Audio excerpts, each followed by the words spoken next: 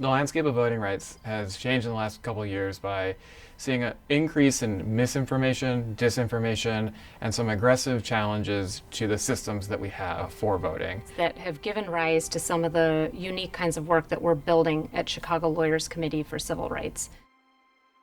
It's not just the presidential election you're voting for your school representatives, your council people, your state representatives, people that also impact you a lot more on a day-to-day basis. We work with community-based organizations to write and pass legislation, especially at the state and local level, to help people access their right to vote. The Midwest Voting Rights Program at the Chicago Lawyers Committee is a program that we run to make sure that there's racial equity in voting across the state of Illinois. 54% of people incarcerated in the Illinois Department of Corrections are African American, but African Americans comprise only about 15% of the state's population. So there's a profound racial disproportionality between the number of African Americans in the general population and in the incarcerated population. So that reflects what many would describe as discrimination that's embedded throughout the criminal legal system. It got a little pushback whenever we got the legislation changed too, because people are like, why they're incarcerated, why do they need to vote? But they're incarcerated, but they have not been convicted of their crime.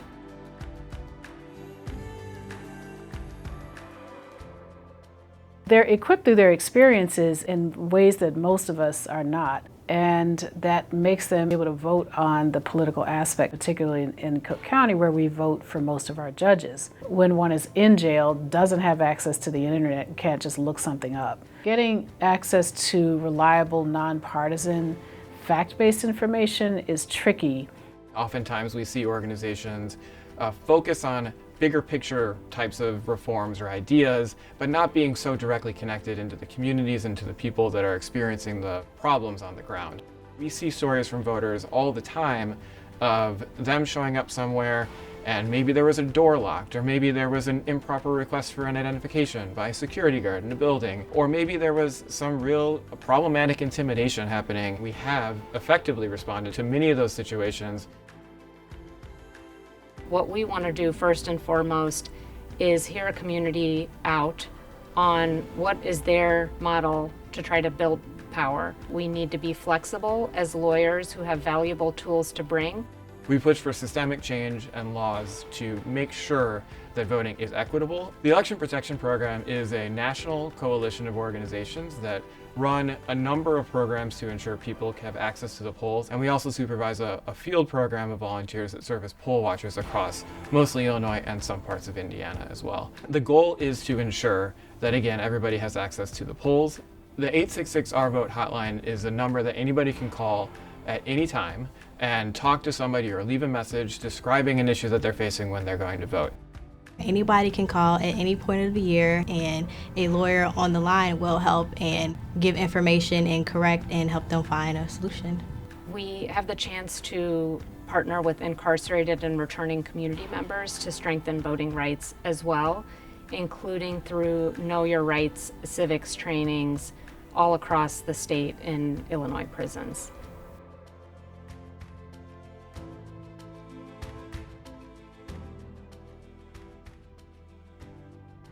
That law mandates voter education workshops as part of one's exit process from the Department of Corrections, so that when people get out, they know of their eligibility, they know the basics about basic political positions. The law was developed in part and led by people who are currently incarcerated and people who were directly impacted.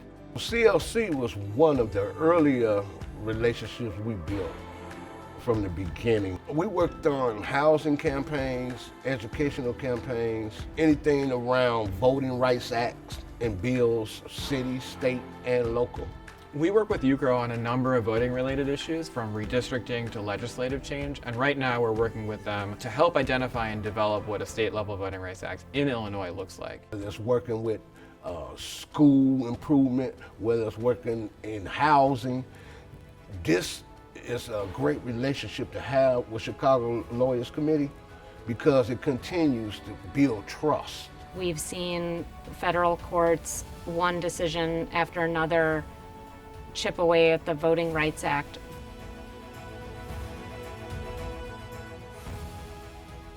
These ongoing protections really make a huge difference for historically disenfranchised communities, people of color, people with accessibility concerns, and people that need language access in the polls. As advocates and as people who fight for voters whom we represent, we have to remain vigilant. When I think about democracy, I think about our local institutions. I think about how connected we can be to the people that we elected locally and how directly they need to be responsive to voters. Well, Chicago Lawyers Committee is doing the good work. I really admire their very participatory, collaborative approach to the work that they do. We trust working with Chicago Lawyers Committee because they have a reputation that precedes, so we place a lot of trust and value in this connection. They are fantastic, and I love working with them, and they have motivated us to do even more because of the help that they've given us. Voting is not the solution for all of our problems, but when somebody loses the right to vote, that is a violation. That is a civil right violation. This work requires a lot of money. We need a lot more support. We need people volunteering with the election protection program. We need additional capacity with staffing. We need more people doing more work across both states because it's a huge undertaking. We need the support from the legal community in particular when we're setting out to do this important and ambitious and risky work. The struggle continues, and we'll be right there.